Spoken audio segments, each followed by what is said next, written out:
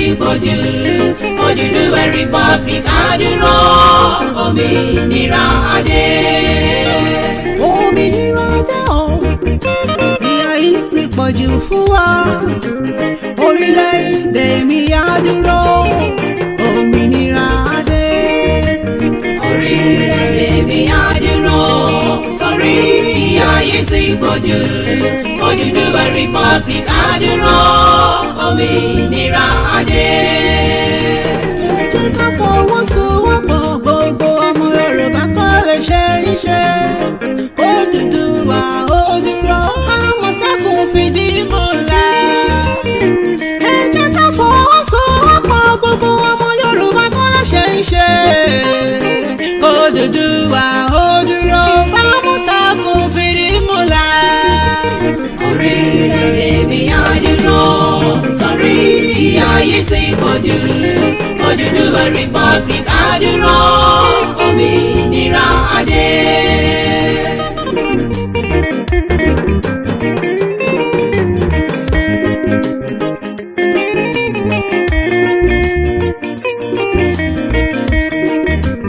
Torí bí wọ́n wá lọ lógún ọdún o, ọjọ́ kan ló ń tọ́ ń bá. Ìyà tó jọmọ fọjọ́ pípẹ́ bí ọ̀pọ̀ ọmọ ṣíwà lẹ́yìn ọmọ. Orílẹ̀-èdè mi àdúrà torí ìyà yìí ti pọ̀jù Odùduwà Republic àdúrà òmìnira adé. Mo kí gbogbo ẹ̀yin àgbààgbà àti gbogbo aláàtò tí ó wà ní ìdí gbígbé àṣà àti ìṣe ọmọ kóòtù òjíire bí lárugẹ.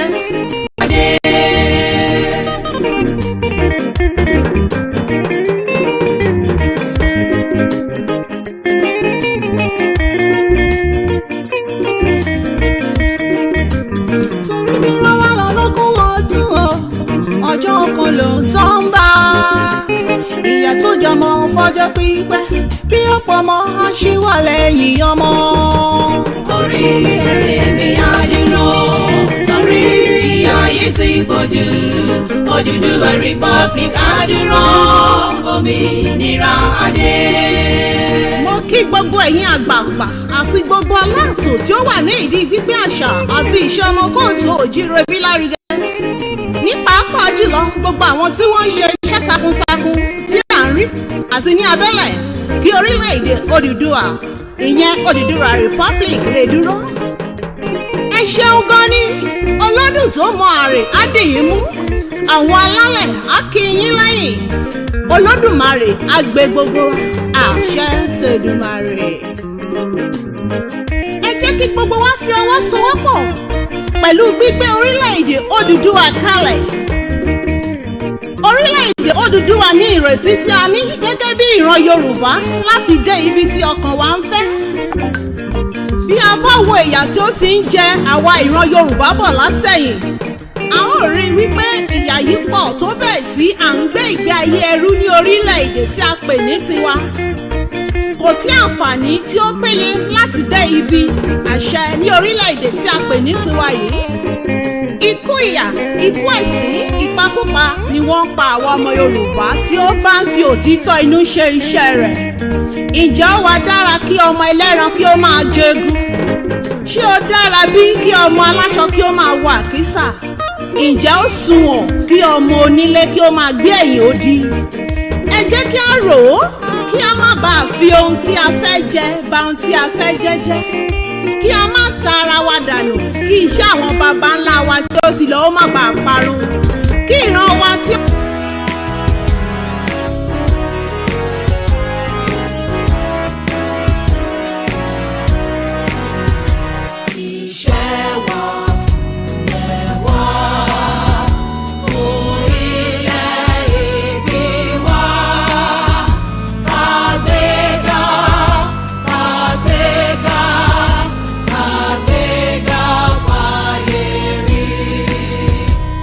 ìgbàgbọ́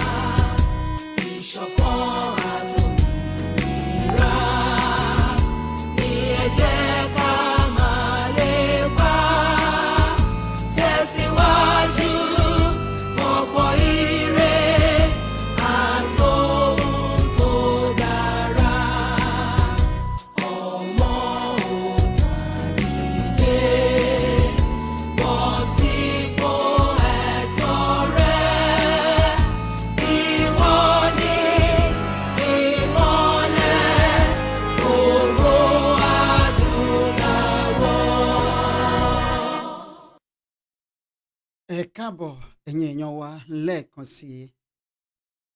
ẹ káàbọ̀ ẹ̀yin èèyàn wa lẹ́ẹ̀kan sí i. ẹ má bínú ojú òpó yẹn ni kò ṣẹnu rẹ̀ ńgbà tí a kọ́kọ́ wá sórí ètò lẹ́ẹ̀kan tí a fi drop program ẹ̀ wálẹ̀. ẹ má bínú torí ọlọ́run. a kí ọmọdé àti àgbàlagbà, a kí ọba lọ́ba, a kí ìjòyè níjòyè, a kí gbogbo wa pátápátá lórígun mẹ́rin àgbáńláyé níbikíbi tí a wà. a kí ọba tí òun ti adé lórí, a kí ìjòyè tí àwọn ti ìlẹ̀kẹ̀ lọ́rùn, a mà kí kábíyèsí ìlú pẹ̀lú ọ̀pá idẹ lọ́wọ́ wọn, adé apẹ́ lórí bàtà apẹ́ lẹ́sẹ̀. mú kí gbogbo ọmọ Yorùbá pátá níbikíbi tí a wà lórígun mẹ́rin àgbáńláyé. mú kí gbogbo ẹ̀yin olólùfẹ́ wa, ẹ̀yin tẹ́ ẹ ti ń bá wa share ètò yìí, ẹ̀yin tẹ́ ẹ ń bá wa wo ètò yìí lọ́wọ́lọ́wọ́, àti ẹ̀yin tí ẹ sì tún máa wo ètò yìí lẹ́yìn tí a bá ṣetán ní live. ẹ ṣeun púpọ̀.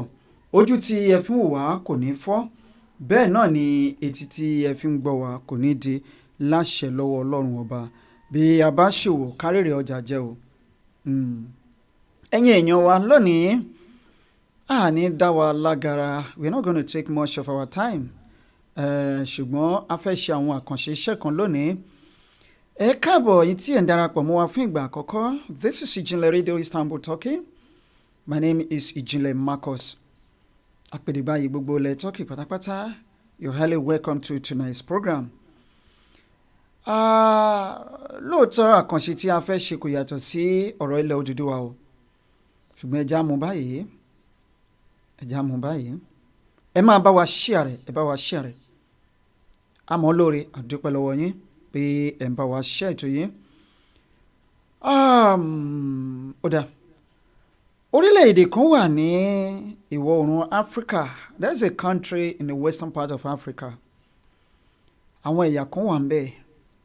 They are, if not the largest ethnic group in that particular country. a jẹ́ wípé one of the biggest ethnic group lórílẹ̀-èdè yẹn ni. ṣùgbọ́n ṣe ni láàánú wípé ẹ̀yà yìí wọn ò láǹfààní láti dé ipò ìjọba bó tilẹ̀ wù kó kéré mọ́. torí ìdí kan àbí méjì wọn ò jẹ́ kí wọ́n débẹ̀, torí pé wọ́n mọrú ẹ̀dá tí wọ́n jẹ́. orílẹ̀-èdè kan náà tún wà, a lè sọ wípé àárín gbùngbùn Áfíríkà ló wà, which is the Central Africa. a tún lè sọ wípé ìwọ̀ oòrùn Áfíríkà ni wọ́n wà, ṣùgbọ́n àárín gbùngbùn ni wọ́n kà wọ́n kún. wọ́n pààlà pẹ̀lú oríṣiríṣi àwọn orílẹ̀-èdè, bẹ̀rẹ̀ láti ìwọ̀ oòrùn Áfíríkà tó fi dé àríwá Áfíríkà lọ sí àárín gbùngbùn ni wọ́n ní ààlà. ìyẹn ni pé they share common boundary with different countries. Some countries from West Africa, some countries from North Africa, while some other countries from the Central Africa. mo ṣe wà lélẹ́yìí. orílẹ̀-èdè yìí wọ́n ní ẹ̀yà méjì. ẹ̀yà kan tí wọn ò fún láàyè láti jẹ gàba lé wọn lórí ní orílẹ̀-èdè ìwọ̀ oòrùn Áfíríkà kan. àwọn ẹ̀yà yìí náà tún wà lórílẹ̀-èdè yìí, ṣùgbọ́n sọ pé àṣìṣe ò kọ́gbọ́n.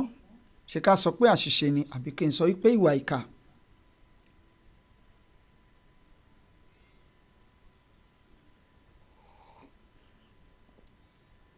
wọ́n jẹ gàba lé ẹ̀yà kan tó kù lórí kó tó di wípé Yorùbá ní bá a bá dákẹ́ tara ẹni abánidákẹ́. àìlè sọ̀rọ̀ báyìí nípìnlẹ̀ orí burúkú o. wọ́n ní ẹnu ẹni báyìí la fi ń kọ méje, má fòkò mi dáàlà, ọjọ́ kan là á ṣòfin ẹ̀. wọ́n gbìyànjú, wọ́n gbára wọn. Oòduà Today, thank you so much again. Bob Tugrai, good evening, sir. Wani, you're welcome. Thank you so much, and God bless you for being part of this program tonight. Tonight's program is going to be a bit of code mixing. Bashin So Yoruba will be mixing it up with English. Please don't mind my grammar, because grammar no be my language. I'm always trying to express myself in a simple language for the sake of our fellow brothers and sisters from other parts of the country, especially the Biafrans, and our brothers and sisters from other parts of the world who are interested in what is going on in Nigeria. So we're going to make it code switching or code mixing up, a little bit of Yoruba and a bit of English tonight. Thank you. And please share this program. Kindly share the program tonight. Bẹ́ẹ̀ kẹ̀dẹ̀rẹ́ orílẹ̀-èdè kan náà wà. Àwọn orílẹ̀-èdè tí a fẹ́ fi ṣe àpẹẹrẹ lónìí, ó lè tó bí 4, 5 àbí 6. Níwọ̀ oòrùn Áfíríkà, ẹ̀yà yìí náà wà ń bẹ̀ o. Lóòótọ́, the population is not that much in that country. At the same time, wọ́n allow wọn kí wọ́n dé ipò ìjọba because of what they are meant of. Orílẹ̀-èdè kan wà bákan náà ní ìwọ̀ oòrùn Áfíríkà. Ó di orílẹ̀-èdè mélòó? Ó di orílẹ̀-èdè 4 tí mo fẹ́ fi ṣe àpẹẹrẹ. Màá wá máa dárúkọ wọn lẹ́yọ kọ̀ọ̀kan. Orílẹ̀-èdè yìí, this particular tribe, wọ́n wà lórílẹ̀-èdè tí mò ń sọ yìí. Ṣèbí wọ́n ní èéfín nìwà. Bàbá wa kan ló kọ lórin, ó ní ẹ má bínú, ẹ lè má gbédè yìí. Ó ní èfífín máa níwà, a máa màmá pẹ́ẹ̀rẹ̀ dé. Bàbá múde ò àárú, àìmúde ò àárú. Èfífín máa níwà o, dàmá màmá pẹ́ẹ̀rẹ̀ dé. Ìyẹn ni wípé èéfín nìwà, ká má fi apẹ̀rẹ̀ bò ó mọ́lẹ̀. Bó o bá bò ó, á rú jáde.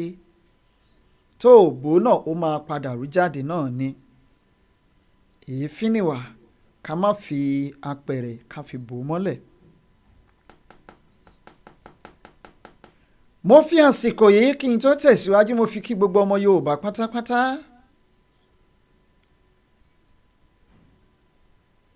Tẹ́ ẹ ti torí owó, tẹ́ ẹ ń ta ogún ìbí yín. Bàbá Ojú Adé kọ lórin lọ́jọ́ kan. Ó ní àtótó arére o, ọmọdé ẹ gbọ́, àgbàlagbà ẹ gbọ́. Ẹ gbọ́ tèmi o, ẹ dúró kẹ́gbọ́. Ọ̀rọ̀ mi tòní ó dá lórí lẹ́tà o, lábẹ́ lẹ́tà o, láti rí olè o, láti rí owó, láti róúnjẹ, ojú kòkòrò, oníkúpani, òǹrùrù, òfófó ńkọ́, òpùrọ́, oníjà o pẹ̀lú obìnrin. Bẹ́ẹ̀ ni wọ́n tẹ̀síwájú lórí ẹ̀. Wọ́n wá ní ó 3 làwọn fẹ́ yànnàná ẹ̀. Ó àkọ́kọ́, wọ́n ní ó àkọ́kọ́ ó dúró lórí owó.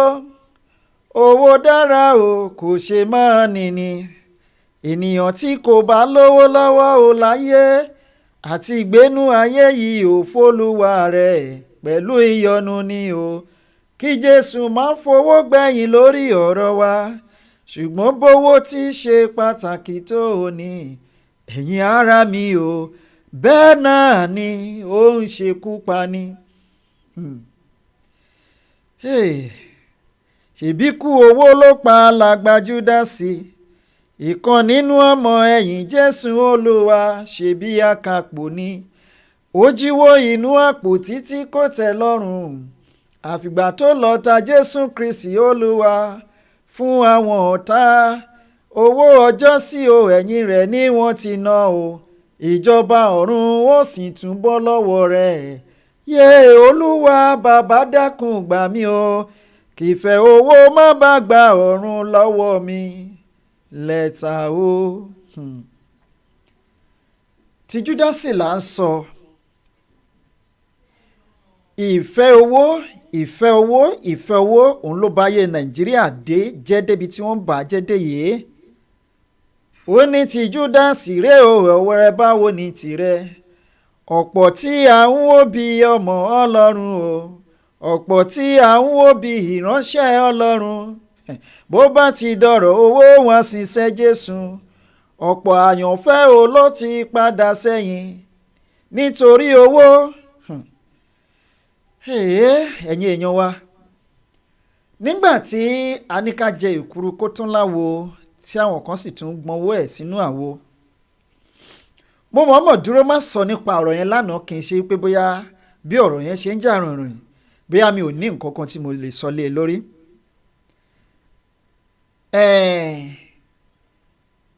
Abáníká máa ṣe láwẹ́láwẹ́ lánàá, mi ò fẹ́ ṣépè nínú oṣù Ramadan. Èmi fẹ́ kí wọ́n fi ọwọ́ ara wọn kí wọ́n fi ṣera wọn ná ká tó tẹ̀síwájú, ká tó gbé wá sórí atẹ́gùn. Ó ní ìṣẹ̀lẹ̀ tó ṣẹlẹ̀ nípínlẹ̀ Èkìtì. Ọ̀rọ̀ tó ṣẹlẹ̀ nípínlẹ̀ Èkìtì, ẹ wá ti torí owó ẹ̀tọ́ ogún ìbí yín, ẹ wá sọ̀rọ̀ ayé di ìsọ̀. Ẹ má gbàgbé o, Kórà àti ẹmẹ̀wà ẹ̀ lọ́jọ́ kìíní àná, nígbà tí wọ́n ṣe lòdì sí Ọlọ́run, ìránṣẹ́ Ọlọ́run, táwọn náà kóra wọn jọ, wọ́n parẹ́ tìrantìran ni. Ẹ má jẹ́ ń fẹnu ara mi ṣépè torí mi ì tí ì jẹ ata, mi ì tí ì jẹ iyọ̀ lénìí, mi ò tí ì jẹpo. Ó ní kó rí fún mi gẹ́gẹ́ bí èrò ọkàn mi sí wa, kó rí fún mi gẹ́gẹ́ bí èrò ọkàn mi sílẹ̀ Odùduwà, kó rí fún gbogbo àwọn tí wọ́n lọ sí Èkìtì, tí wọ́n lọ gbowó lọ́wọ́ ìjọba, tí wọ́n sọ pé àwọn sọ̀pọ́ọ̀tì ìyà tó ń jẹ àwọn ènìyàn wa nílẹ̀ Yorùbá, kó rí fún àwọn àti ìdílé wọn gẹ́gẹ́ bí èròǹgbà ọkàn wọn sí wa.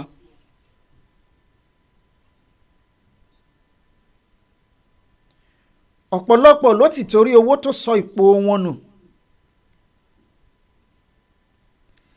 Ẹ̀mí àṣìṣe ló ba lége àsì lọ́jọ́ sí, tó fi sáré gbowó pẹ̀lú aṣọ lọ́wọ́ náà máa ní. Lẹ́sẹ̀kẹsẹ̀ láìsàn ẹ̀tẹ̀ ti balẹ̀, ẹ ò rí nǹkan bí.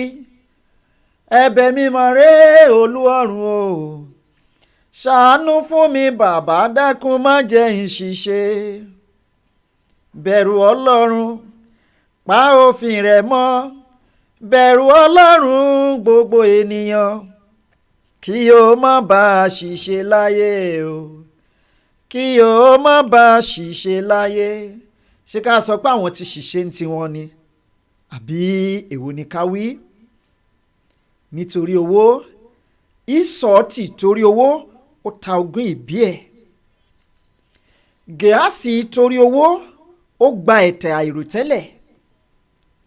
Júdásì torí ojú kòkòrò owó ó wá padà dẹni tó ń pokùnso. Sọ́ọ̀lù ti torí ojú kòkòrò ó bẹ̀rẹ̀ lọ́dọ̀ Ọlọ́run, ó padà sọ́dọ̀ àsìtánì.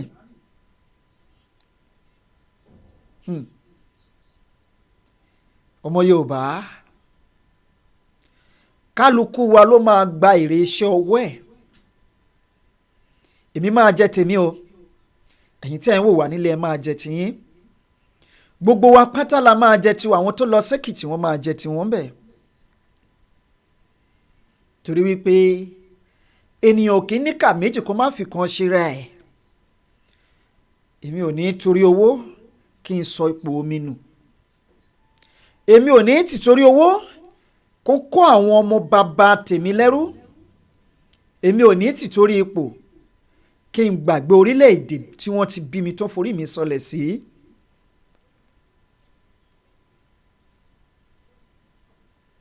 Mo ní kó rí fún wọn, kó rí fún wọn, kó rí fún wọn gẹ́gẹ́ bí èrò ọkàn wọn sí wa. Ẹ jẹ́ kó máa ṣe nìṣó. Ẹ jẹ́ n tí ẹ̀ wò bí a mo lè rí picture wọn kí n gbé sórí atẹ́gùn, kí n gbé sórí agbágbé ojú ayélujára.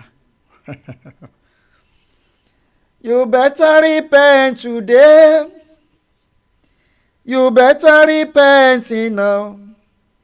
For the judgment of God is waiting ahead. upon all disobedient souls. À ń jẹ èkuru kó tó wọ́n ń gbọ́n ẹwọ́ ẹ̀ sáwo ẹ jẹ́ kán máa bá a nìṣó o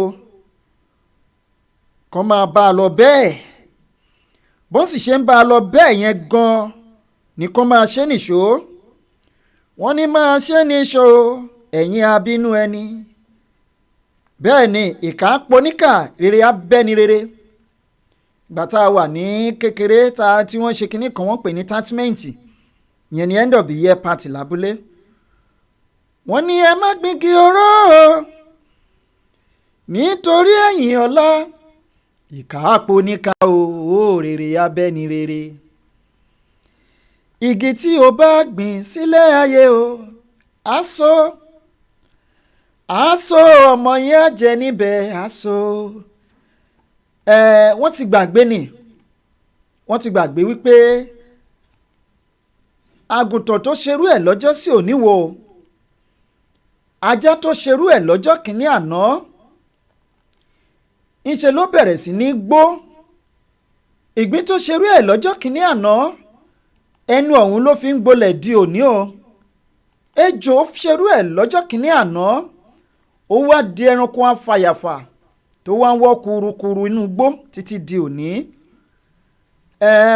a máa fi fọ́nrán wọn sójú àgbààgbè gbogbo yín náà lẹ́mọ́ rẹ̀ ẹ má bínú pa àyàbàrá iṣẹ́ tá a sì ń ṣe lọ ẹ bá wa nà sí ojú àgbààgbè kí wọ́n rí ẹ jẹ́ kó kún ojú fọ́nrán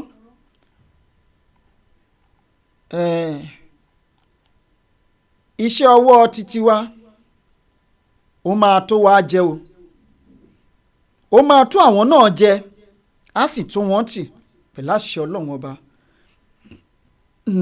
ó dà ẹ̀já reduce ẹ̀.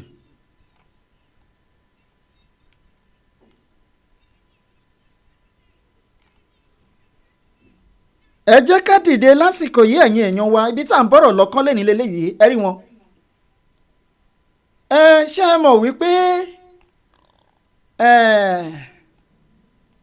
Kórà àti àwọn ẹmẹ̀wà ẹ̀ bí population wọn ṣe pọ̀ tó kò pọ̀ tó àwọn ọmọ Israeli ṣe eré àwọn tẹ́ ń wò yìí wọ́n ní ogun Fáráò ó wọnú omi lọ pẹ̀lú ọmọ Israeli kò mọ̀ bá wọn jáde ogun àwọn ọ̀tá wa ó wọnú ìjà yìí pẹ̀lú wa o lórúkọ alálẹ̀ wọ́n máa bá àjà yìí lọ wọ́n máa bá lọ àwọn náà nìyẹn lára wọn nìyẹn ó sì kù wọ́n ló kó nìbọn ró ìmí ìlélẹ́yìí ṣe é rí wọn ìmí nìyẹn o ìpínlẹ̀ Èkìtì nìyẹn Fáyẹmí ọmọ àlè òun ló lọ organize wọn àwọn tí Ògúnláká ayé ọ̀sìnmọ́lẹ̀ tó máa fẹ̀jẹ̀ wọn wẹ̀ àwọn náà nìyẹn ṣe é ti rí wọn.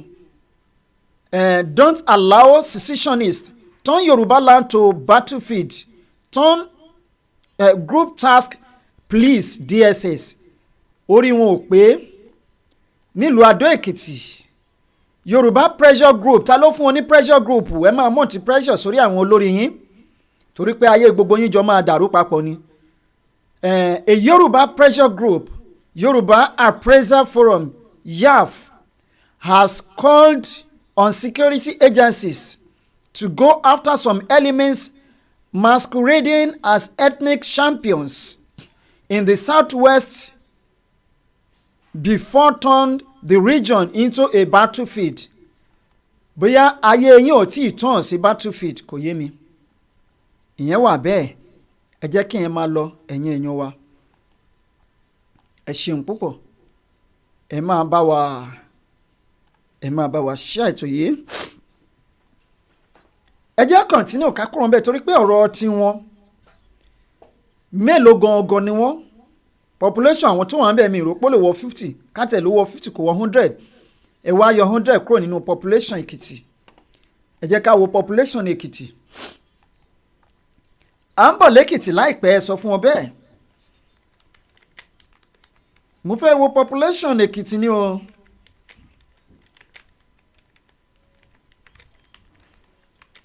mo fẹ́ wo population Èkìtì àwọn tó pera wọn ní YAF Population Ekiti is 49,000 as at 2021.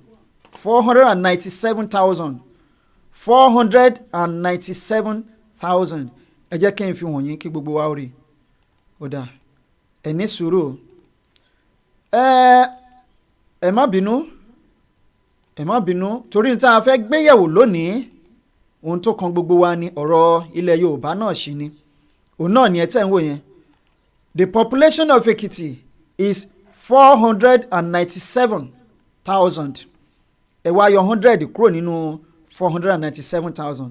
Àwa kù 496,900. Miagra ni wọ́n. Ẹ fi wọ́n lẹ̀.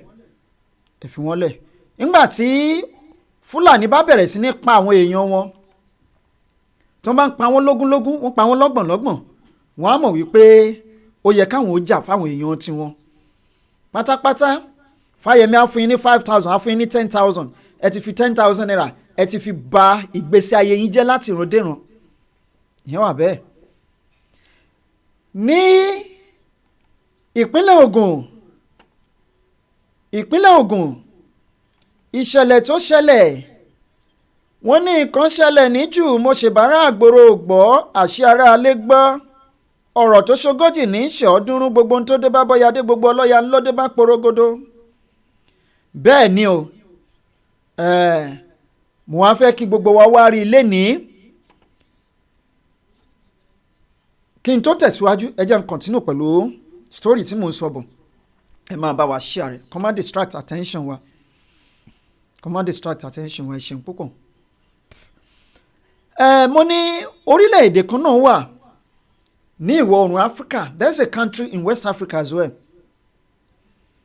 They allow these people. Àwọn tribe yẹn náà wà lórílẹ̀-èdè yìí tí mò ń sọ yìí. Ẹ má bínú, ẹ̀yin mi ló yún mi. Ẹ jẹ́ ẹ̀yin. Mi ò dégbò ẹ̀yin torí mi ní ìyá tó máa yún ẹ̀yin mi fún mi níbi tí mo wà. Wọ́n fàyè gbà wọ́n. Ṣùgbọ́n ńgbà tí wọ́n fi àyè gbà wọ́n tán, ìrẹ̀ wọn wá yó tán, ó ń bẹ̀rẹ̀ àìníkùn. Àyè wá gbèkùlù ọ̀dàn wọn tán, wọ́n wá nípọn láyà bí ìrá. Àyà wọn wá yó tán, wá ń ṣe kọ́ńdúkọ́ńdú sọ́kọ. Ọmọ wọn wá yó tán, wá ń pe bàbá lórúkọ. Wọ́n wá bẹ̀rẹ̀ sí ní ṣe ju bó ṣe wù wọ́n lọ. Ṣé ẹ̀ ń wò wọ́n nípele bá a ṣe ń pín kiri? Ṣùgbọ́n orílẹ̀-èdè yìí jẹ́ orílẹ̀-èdè kan tí ò gba gọ̀jẹ̀. Wọ́n bá wọn náà tán bí owó. Bákan náà lórílẹ̀-èdè kan náà tún wà níwọ̀ oòrùn Áfíríkà. Wọ́n pààlà pẹ̀lú àwọn orílẹ̀-èdè kan ní àárín gbùngbùn Áfíríkà, Central Africa. Àwọn ẹ̀yà yìí náà wà ní orílẹ̀-èdè yìí, bó tẹ̀ jẹ́ pé àtọ̀húnrìnwá ni wọ́n. Ṣùgbọ́n wọ́n wọlé tán, wọ́n fààyè gbà wọ́n, òun wá di bílẹ̀ kanlẹ̀. Ṣèbí wọ́n ní bẹ́rù bá pẹ́ nílé, alájọbí ni ó máa bù. Wọ́n wá yó tán, wọ́n jẹ wọ́n yó tán, wọ́n wá bẹ̀rẹ̀ sí ní ṣe gàràgàrà, wọ́n ṣe gàlégàlé, wọ́n wá ń tẹ̀lé bàṣubàṣu bó ṣe wù wọ́n. Ṣebí Yorùbá bọ̀ wọ́n ní ọmọ onílẹ̀ àtẹ̀ jẹ́jẹ́, àlejò àtẹ̀ gìrìgìrì. Ńlọdífá fún alágẹmọ òun ọ̀pọ̀lọ́, ká gbàgbé ẹ̀ kó máa lọ bẹ́ẹ̀. Ẹ jẹ́ kí n wá máa yànnàná àwọn orílẹ̀-èdè yìí díẹ̀díẹ̀ fún yín. Ẹ̀yà tá à ń bá wí gbogbo wa la mọ̀ ọ́. Ẹ̀yà yìí ni wọ́n ń pè ní Fúlàní. Gbogbo wa la rí iṣẹ́ tí wọ́n ti ń ṣe. Lánàá wọ́n sì lọ jí àwọn èèyàn wa kan gbé. Ẹ jẹ́ kí n wò ó bóyá mo lè rí ibi tí wọ́n ti jí àwọn èèyàn wa gbé. Lóṣù tó kọjá ńlá ti sọ̀rọ̀ nípa bí wọ́n ṣe jí àwọn ènìyàn wa kan gbé o, tí gbogbo wa mọ̀. Ní Dancing Sport wọ́n jí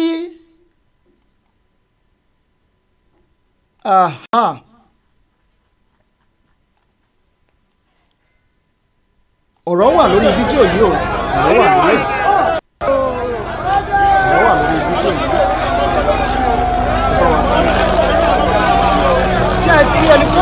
fò lókè yìí ẹ bi mí pé ta ló wà nínú helicopter tó wà lókè yìí ọkọ̀ bàálù tó ń fò lókè yìí ẹ bi mí lérè pé ta ló wà nínú ẹ̀.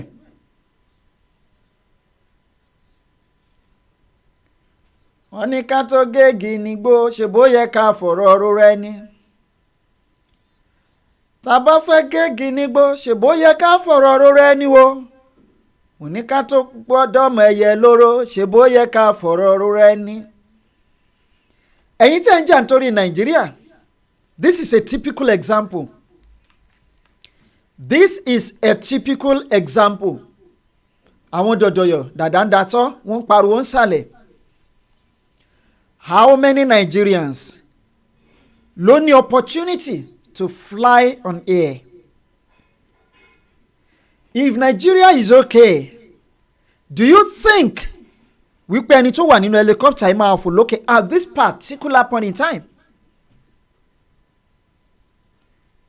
ẹ máa wò wípé ṣebí ó ṣáà wá síbi tí sìn ti ṣẹlẹ̀ ṣáà rí ibi tí ẹ máa wò lójú fọ́nrán yìí ó níbi tí ìṣẹ̀lẹ̀ ti ṣẹlẹ̀ tí wọ́n ti jí ìyá tí a ṣe ọ̀rọ̀ wọn tá a gbé ọ̀rọ̀ wọn jáde lórí fọ́nrán tí wọ́n padà gbẹ̀yìngbẹ̀yìn tí wọ́n pa ìyá yìí tó yẹ pé òkú ìyá yìí ńlá rí gbé o tí alàyè ò padà wá sílé mọ́. This same spot ni wọ́n ti jí gọ́vnà ni wọ́n ti jí dókítà àti nọ́ọ̀sì gbé lóṣù tó kọjá tí wọ́n gba 15 million ransom lọ́wọ́ fámìlì wọn. The same spot ni wọ́n ti jí àwọn kan gbé ní àná.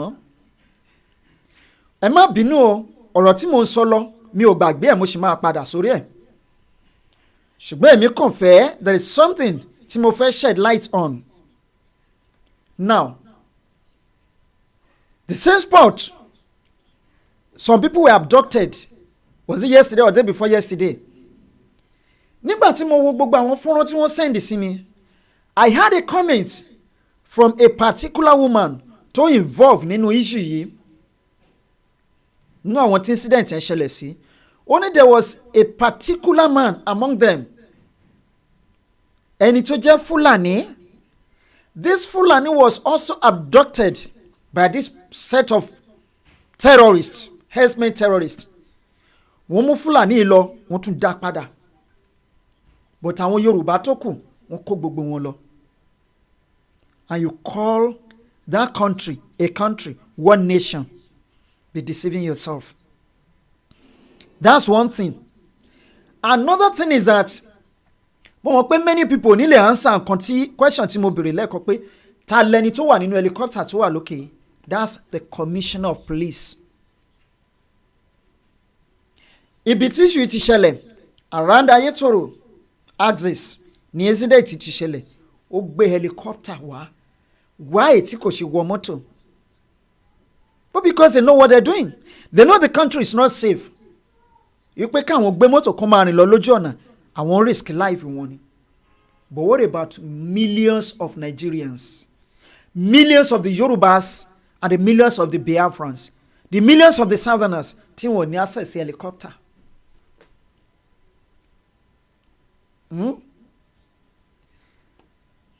Some people will still be abducted today.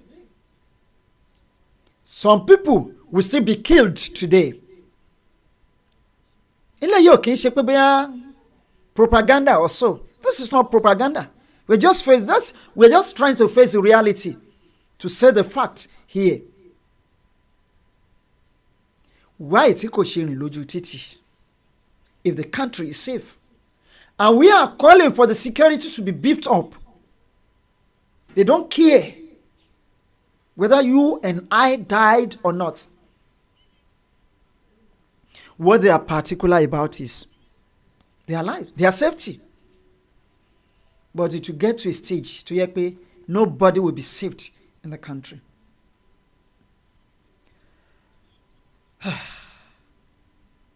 Ẹ jẹ́ ká wo fọ́nrán yẹn díẹ̀ sí. Mi ò fẹ́ ká máa dá dúró díẹ̀.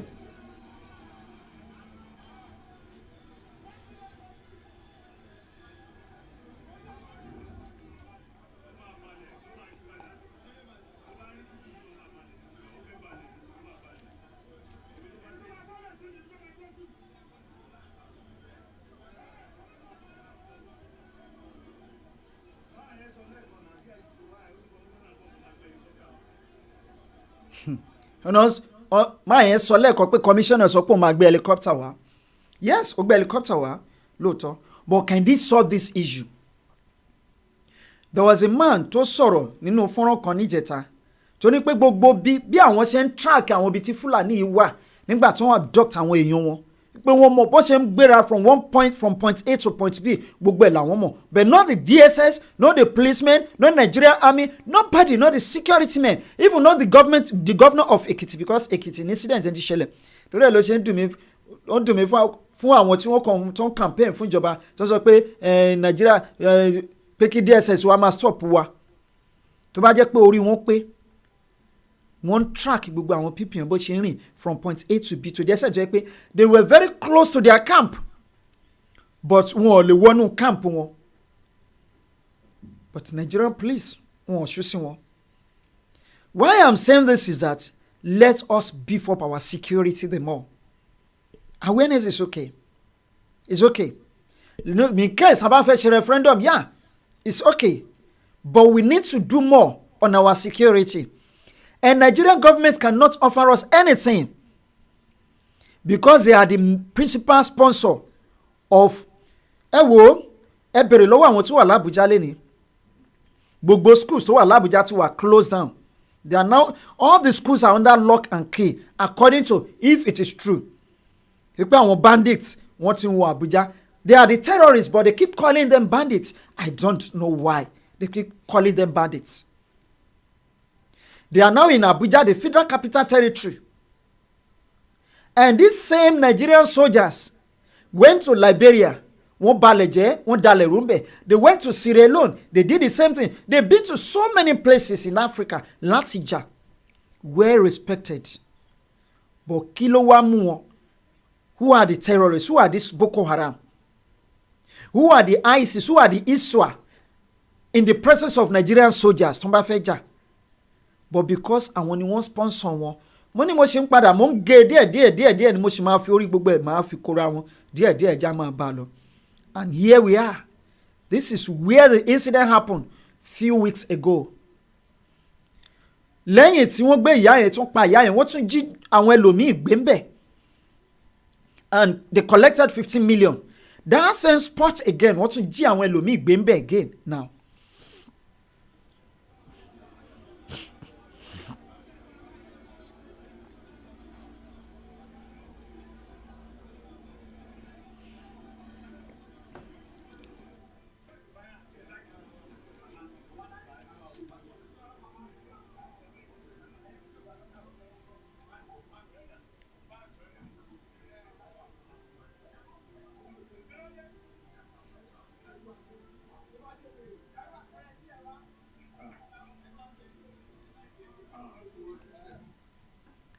Now, let's forget about this video.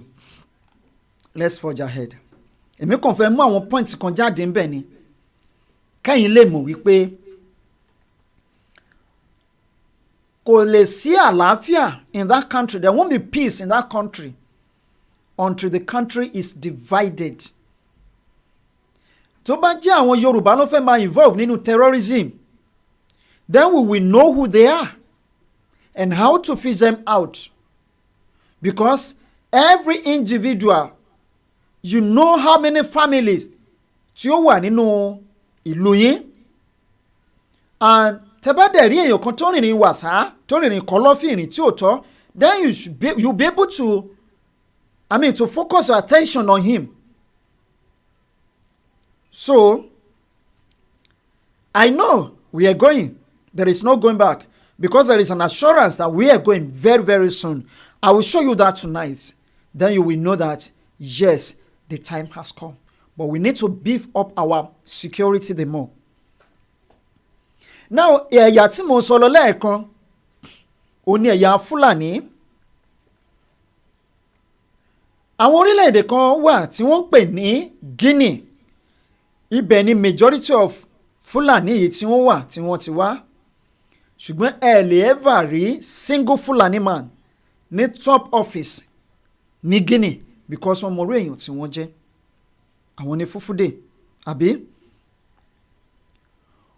Bẹ́ẹ̀ náà ni wọ́n wà ní orílẹ̀-èdè Sudan tá a sọ̀rọ̀ ẹ̀ lánàá ṣùgbọ́n ẹ wo nǹkan tí wọ́n fi ojú Southern Sudan rí until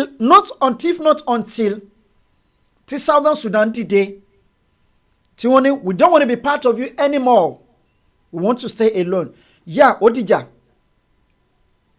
but mo mọ̀ pé tiwa ìjà yẹn máa wà ẹ má jà tanra wa mo ní ìwọ̀nba péréte tó kù mò ń sọ́sẹ̀ ó máa lágbára ju èyí tá a ti lò sẹ́yìn but ẹ má jẹ́ kí a give up láéláé. Now ìyẹn ní Sudan, I am so happy for the Southern Sudan today because they are enjoying their lives, their freedom. Ti Northern Sudan no ever àwọn Fúlàní Northern Sudan tí wọn ever jẹ́ kí wọ́n enjoy when they were together. Another orílẹ̀-èdè tí mo tún sọ̀rọ̀ nípa wọn is Republic of Benin. Lára wọn wà ní Republic of Benin ṣùgbọ́n wọn ever fún wọn láyè láti hurú ìwà tí wọ́n hù ní Nàìjíríà. Ẹ wá já kúrò ń bẹ̀ another orílẹ̀-èdè tí mo tún fi ṣe example òun ni orílẹ̀-èdè Ghana. Nígbà tó wà ní Ghana wọ́n fi àyè gbà wọ́n nígbà tó ń fi àyè gbà wọ́n tán wọ́n á bẹ̀rẹ̀ sí ní hùwà bó ṣe wù wọ́n káàkiri torí náà mo ṣe sọ wípé bẹ́rù bá pẹ́ nílé a máa bu alájọbí. And they started misbehaving when they realized they've gained ground in Ghana, raping, maiming, killing, destroying their farmlands.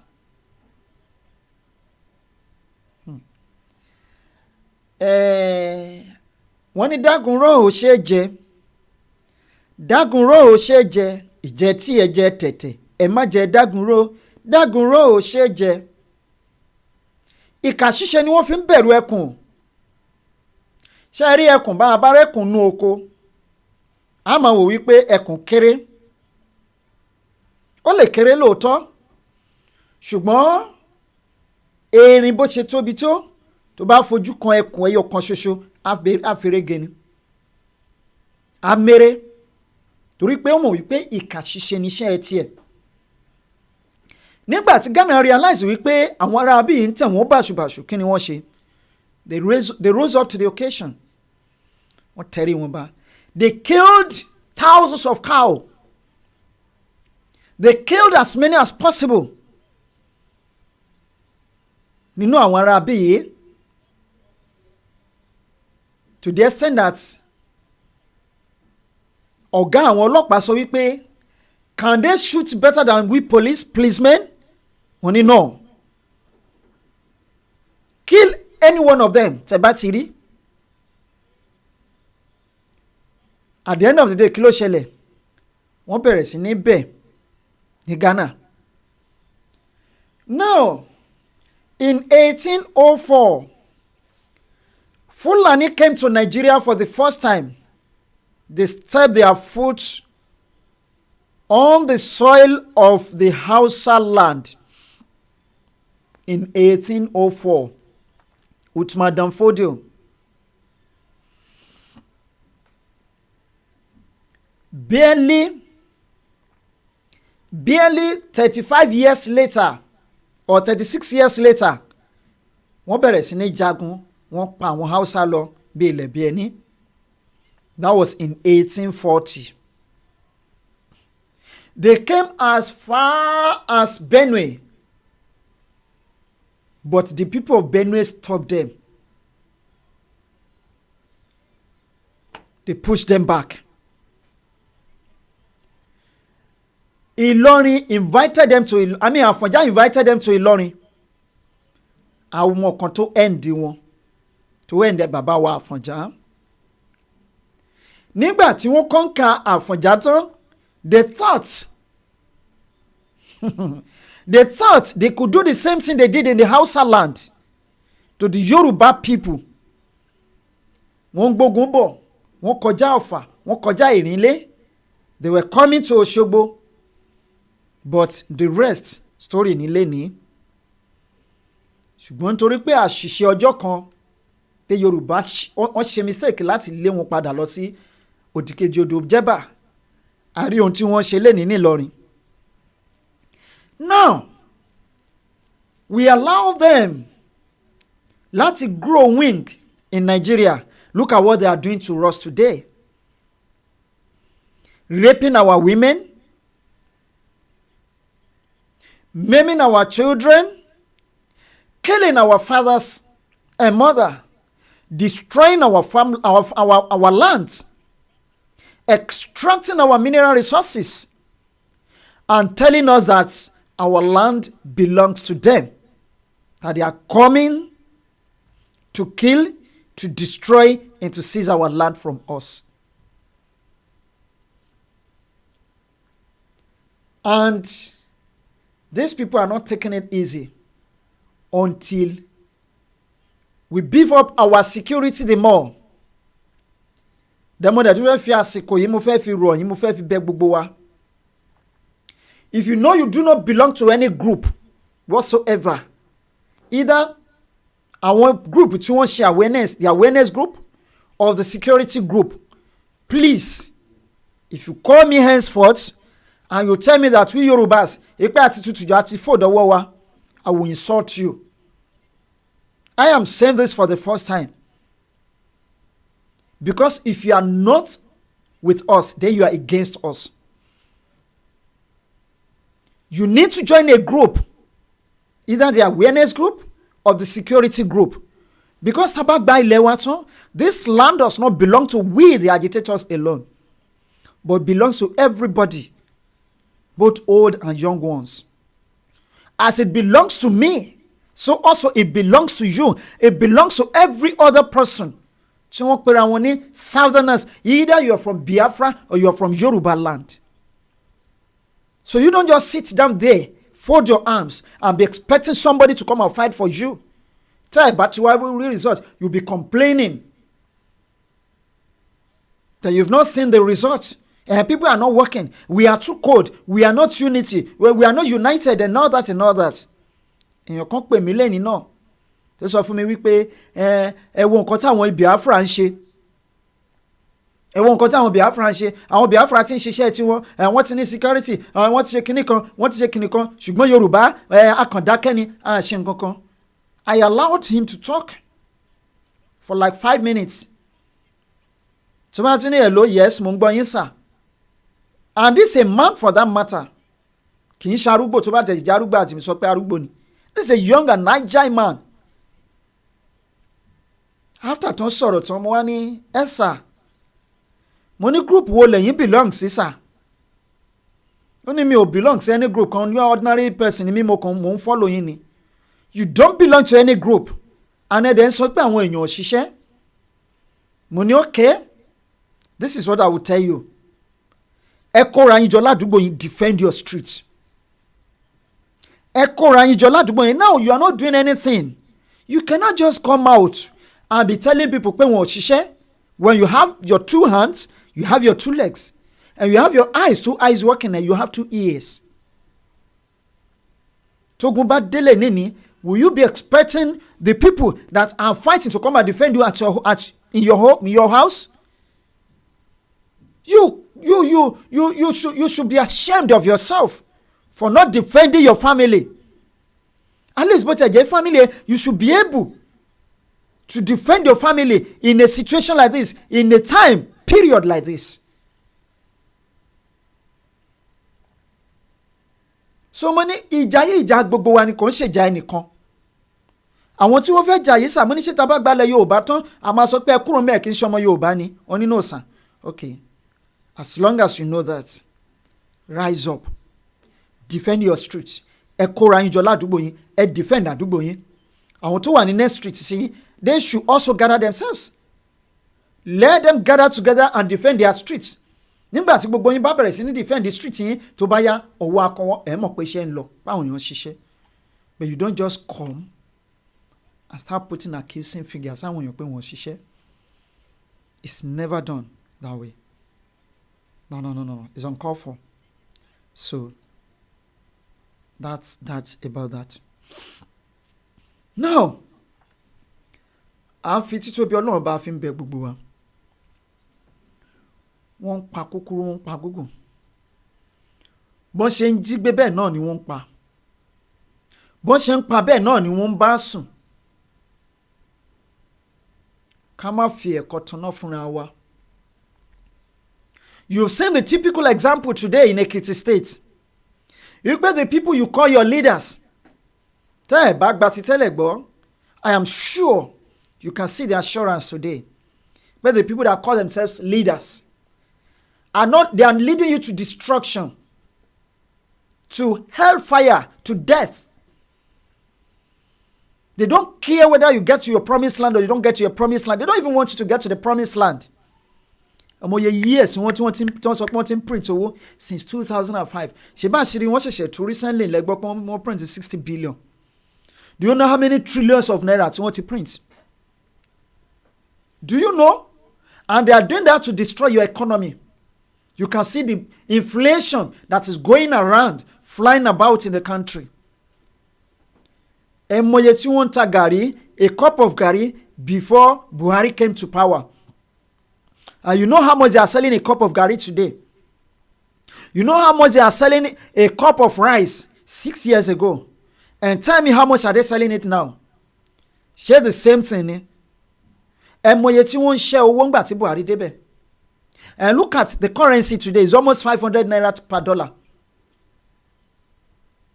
Ẹ̀mọye currency Ghana tẹ́lẹ̀. You know how much tí wọ́n ṣẹ́ owó Ghana sí Nigeria money now?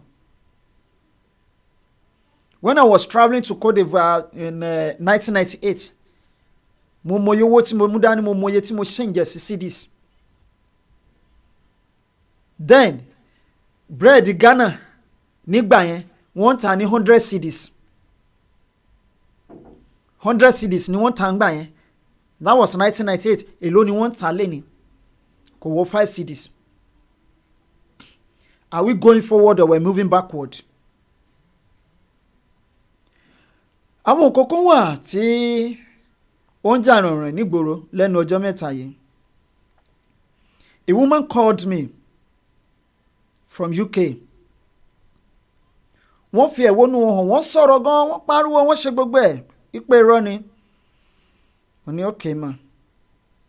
Lóòótọ́ mi ò tí fi ṣe program.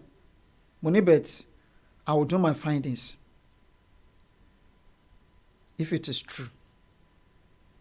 Kí ni nǹkan tí ó ń jà rànràn náà ni wípé wọ́n ní United Nations ó pe Nàìjíríà pé àwọn ń bọ̀ wá ṣe referendum. There is something we called propaganda. And there is another one we called, kí ni wọ́n máa ń pè ó ẹ̀yin olóyìnbó? Information wà yá. But ìkan wà tó fẹ́ farajọ information. Ìyẹn ni pé àhesọ ọ̀rọ̀ ní àhesọ ọ̀rọ̀ ò ní propaganda. So, let's forget about the grammar. But in all those things, ọ̀rọ̀ òkèrè tí ò bá lé àdín. Bọ̀ nínú àhesọ ọ̀rọ̀ ńgbà míì, òótọ́ díẹ̀díẹ̀ a máa jẹyọ nú ẹ̀. It's just like you come to me now and you narrated a story fún mi. Bí mo bá fẹ́ ṣe, bí mo fẹ́ sọ lórí program, màá fi àjàsà sí.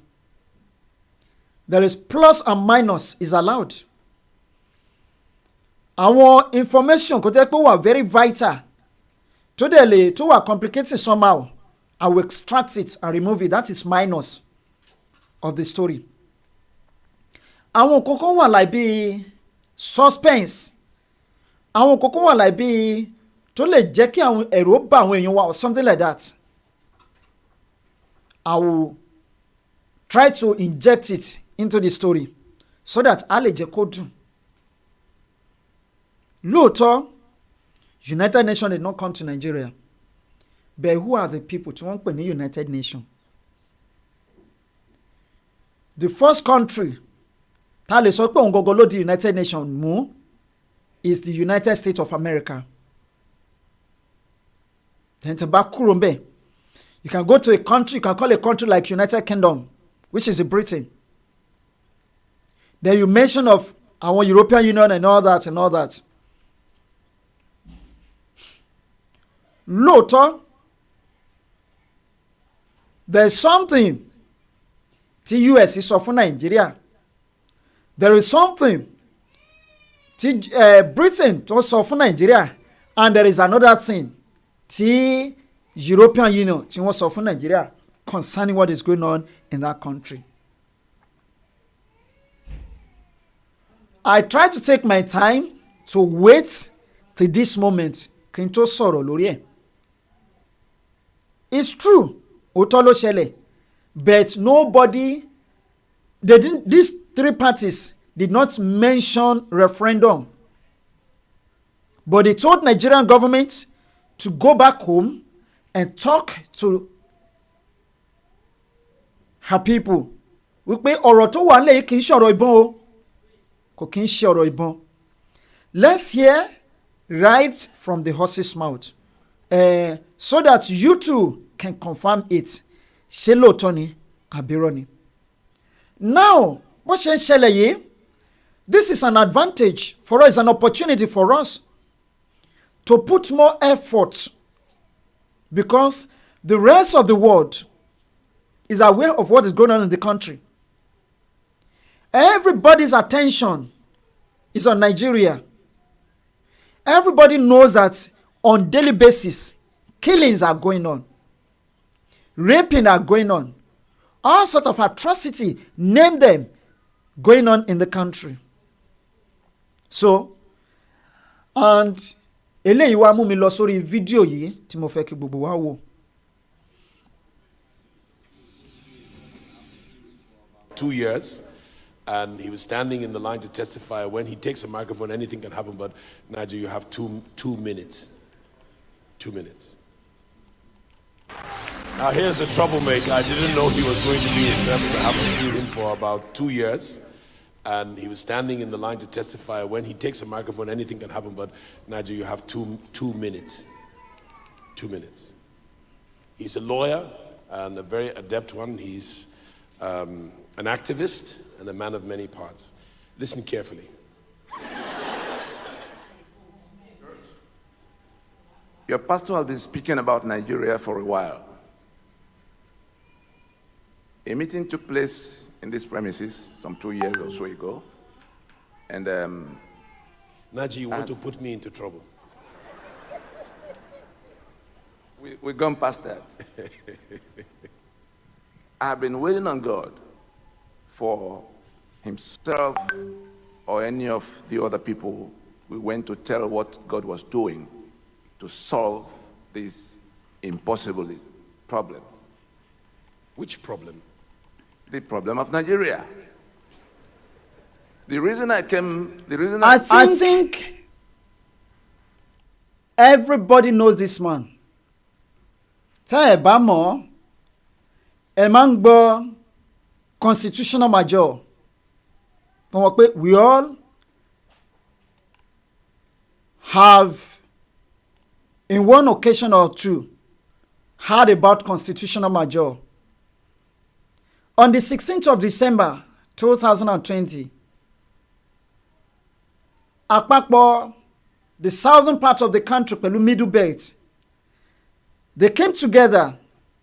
They wrote a letter to the federal government of Nigeria wípé they should review the 1999 constitution, cancel the 1999 constitution, and rewrite another constitution, which Nigerian government failed to do. They gave them 3 months. Then after that 3 months, another 1 month was given to the Nigerian government. At the end of the 4th month, Nigerian government will ṣe nǹkankan.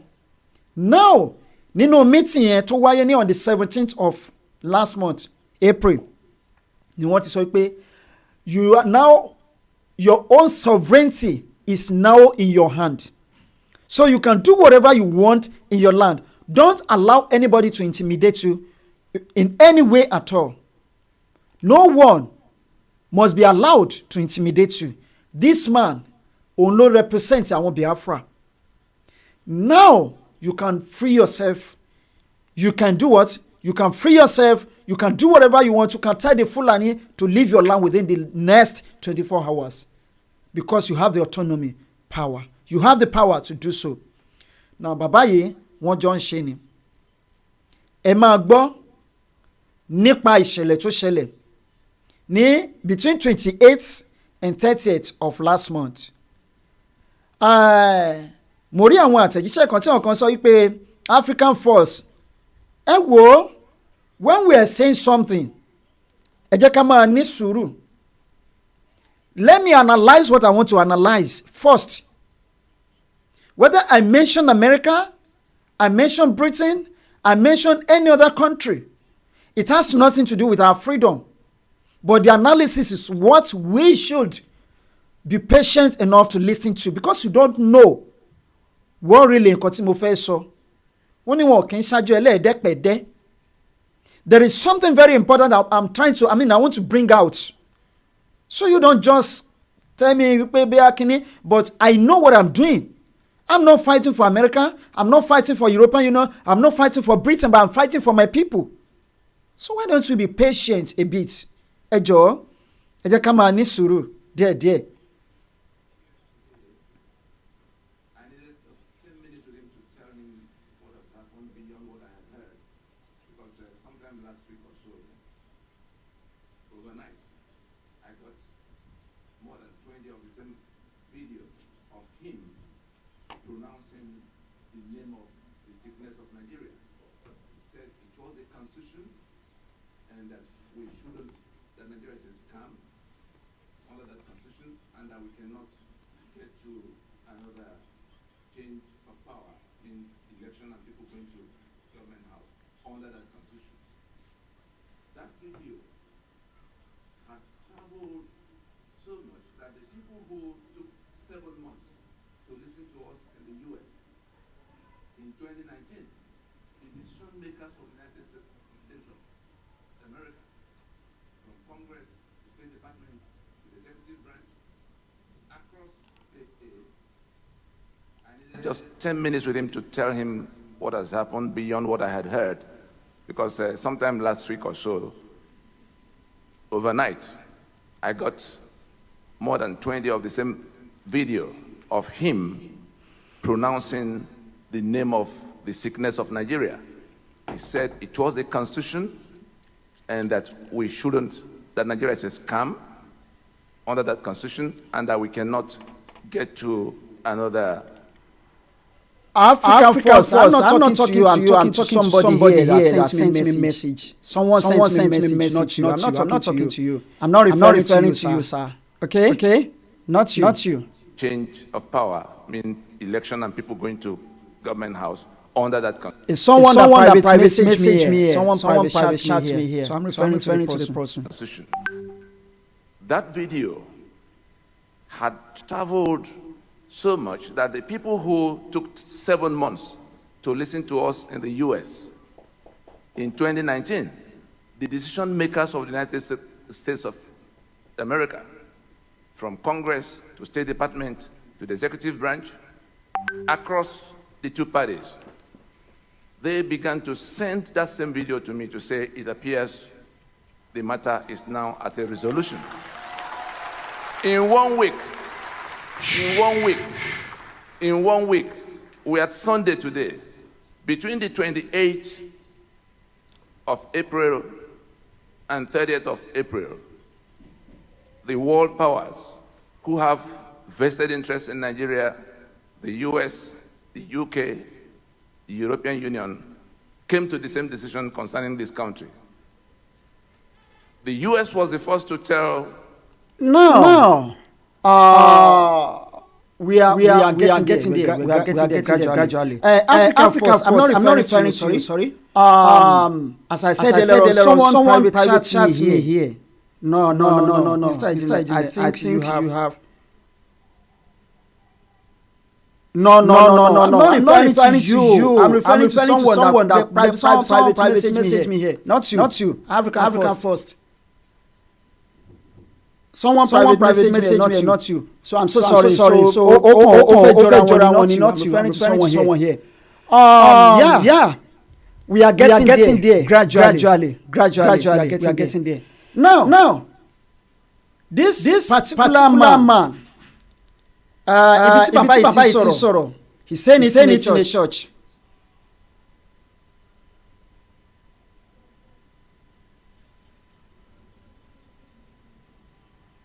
Sorry. Ẹ má bínú. Yeah. Ohun ẹ̀kọ́ bẹ́ẹ̀ yẹn, so mo try láti adjust. Now, what I'm trying to say here is this. Nǹkan tí bàbá yẹn sọ, there is a video that came out few weeks ago. A video came out few weeks ago níbi tí pastor yìí tó ti sọ̀rọ̀. He talked about Nigeria. He talked about what is going on in the country, in Nigeria. And that message went haywire. Òun làwọn èèyàn gbọ́. Nígbà tí US tán respond, tí Britain tán respond, tí EU tí wọ́n respond, tán fi sọ pé they said they are coming to Nigeria to hold a referendum. Before a referendum kó tó lè come up, before kí referendum tó lè come up, ó ní iṣẹ́ tí wọ́n máa ṣe. Nítorí ẹ̀ ní NAS tí wọ́n fi sọ pé they are now given another 120 days to create the awareness which is going on, which is nǹkan tó ń ṣẹlẹ̀ lénìí. So now ẹ̀yin èèyàn wa, mo fẹ́ kí ẹ jẹ́ kí a gbọ́ nǹkan tí US tí wọ́n sọ, tí EU tí wọ́n sọ àti United Kingdom tí wọ́n sọ. So ẹ jẹ́ ká máa bá a lọ, please. The government in Abuja that these matters are so complicated, it's not something we can deal with from where we are. Now, àwọn wo ni wọ́n sọ̀rọ̀ yẹn? Àwọn United States from America, that they should go back to Abuja and solve this problem where they are. And we don't need their solution anymore anyway. Because kò sí solution tí wọ́n máa fẹ́ make tó máa favour wa in the southern part of the country. We've already made our mind, we've made our decision, we have arrived at a conclusion that we are going. And nothing can take us back to that country called contraction. Because there is confusion in the land every day, contraction in the land, backwardness in the land. There is no way tí Nigeria lè move forward ever in this life. But I just want us to know wípé ọ̀rọ̀ táwọn èèyàn sọ, yes, 100% kò correct. In the sense wípé wọ́n fi referendum kún. But apart from the referendum, is 100% correct. Because US ti dá sí. US wọ́n ti dá sí according to this video and according to what this man is saying. Because bàbá yóò lè rí tì. Tẹ́ bá rí tí wọ́n bá ń ṣe ní NASE meeting. Tí bàbá Akintoye bá jókòó, bàbá yìí máa jókòó sẹ́gbẹ̀ẹ́. So they do things together. They talk together, they hold meeting together, so they know what is going on that you and I don't know. Because gbogbo nǹkan kọ́ la lè mọ̀. Kò ń ṣe gbogbo nǹkan la lè mọ̀. So that is it. Let's continue with the video. 8th of April, the world powers who have vested interest in Nigeria, the US, the UK, the European Union, came to the same decision concerning this country. The US was the first to tell the government in Abuja that these matters are so complicated, it's not something we can deal with from where we are. Go talk to your people. The next day, the UK said their partnership with Nigeria will not solve this one. Go talk to your people. Then, the day after, European Union made it plain, said, this matter, move away from gun. Guns will not solve anything. Not your gun, not our gun. Go to dialogue with the owners of the land. Now, àti gbọ́ decision àwọn mẹ́tẹ̀ẹ̀ta, the US, the UK, and the European Union. Gun cannot solve this matter. Not your gun, not my gun. Go and talk to the owners of the land. And who are the owners of the land? So don't be frightened, don't be afraid. Don't allow anybody, don't let anybody intimidate you at this junction. torí náà nígbà tí mo rí fọ́nrán kan tó jáde tí Fẹ́mi Fálànà tó ń sọ̀rọ̀ wípé wọn ò jẹ́ ká ra weapon, wọn ò jẹ́ ká ṣe kinní ẹ̀, Fẹ́mi Fálànà ti gbàgbé ni wípé òun ló lead àwọn nàdẹ́kò lọ sàbújá nígbà ayé Abíọ́lá.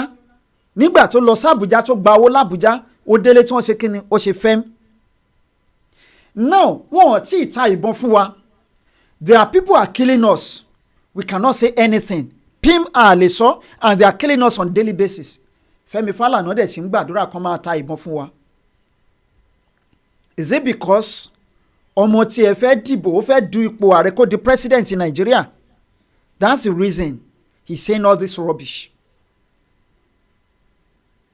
Now, after 90 days constitutional force majeure, ẹ̀yin èèyàn wa, don't be afraid to gather your security men to form a security group to defend your land.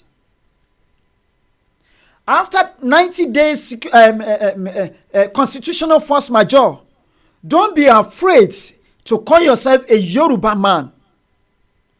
Because I cannot continue to live in a country to hear you cannot be boast of what belongs to you. You are afraid to move at night. You are afraid to move during the day. You are afraid to move in the morning. You are afraid to move anytime you like. You are afraid to go to the farm. Òun bẹ̀rù láti máa bẹ̀rẹ̀ sí ní ṣiṣẹ́ òòjọ́ ẹ̀ kiri. And àwọn kan jókòó síbi kan wọ́n ní pé we should continue with that country called location confusion. Ẹ jẹ́ ká continue pẹ̀lú fídíò yìí. Let's continue with the video.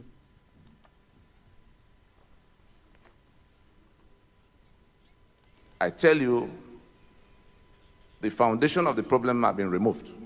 There's nothing anybody's going to do about it anymore. And I just came to church today. I had so many things to do, but I said, before I go to any part, anywhere else, let me come and tell. Yes, you're absolutely correct. Ṣùgbọ́n, I am so happy. You know, yesterday, a video came out, tí mo play lórí ibi. Now the Americans are saying, perhaps it's a new video or not, according to what I said yesterday. Nigeria, they know what is going on in Nigeria, and it's barbaric. It's disheartening, but Nigeria is not their priority for now. That was based on the video tí mo play lórí program lánàá. But I am so happy today because another video came out few days ago, which is this particular one tí gbogbo wa ń gbọ́. They should go back home and resolve this issue. But they have failed because it has gone beyond what they can control. They can't control it anymore. They can't control it anymore because the killing cannot stop. Wọ́n ti gbé kíní sórí wọn. Ọ̀rọ̀ àwọn Fúlàní ló dàbí ọ̀rọ̀ àwọn ọmọ kékeré. Tẹ́ ẹ bá wò ó, tẹ́ ẹ bá mú ọmọ lọ sí school, ẹ ti kọ́ ní ẹ̀kọ́ kan kó tó lọ sí school. Tó bá dé school, tí tíṣà bá ń kọ́ ní that same ẹ̀kọ́ but different way kò ní gba ti tíṣà. But láíláí, ó máa ní tíṣà you're lying because my dad said so thing. So, ó máa stick to what you told him. Bí ọ̀rọ̀ wọn ṣe rí leléyìí, you know they are illiterate and they live a nomadic life. So kò síbẹ̀ ṣe lè change mind wọn mọ́, ó dẹ̀ ti dùn wọ́n mọ́ wọn lẹ́nu bó ṣe ń gbéyàn pa, bó ṣe ń pa àwọn èèyàn, bó ṣe ń ṣe anyhow bó ṣe wù wọ́n. And their aim and objective, the Fulani, is to seize our land. Because some wípé we have more than enough resources. But how do they get this? How would they get this from us? The only means fún wọn láti gba ilẹ̀ wa lọ́wọ́ is to kill everybody tó ń gbé lórí ilẹ̀ yẹn. And their mind is that our Western world wọ́n máa support wọn. And I'm so happy Americans said it first.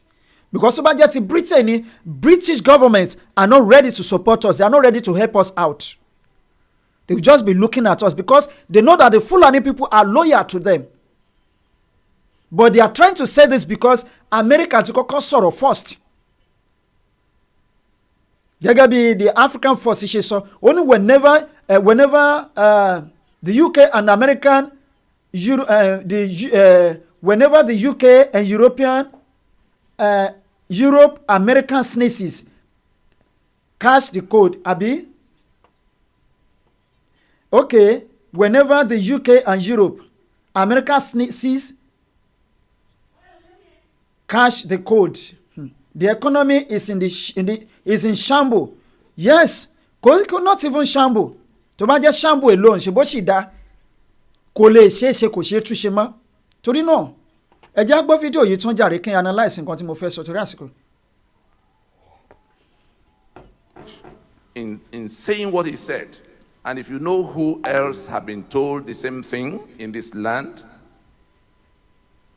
but who have been paralyzed by fear from saying it, but it's been said, and by the grace of God, it's been done. That monster tormenting Nigeria is dead.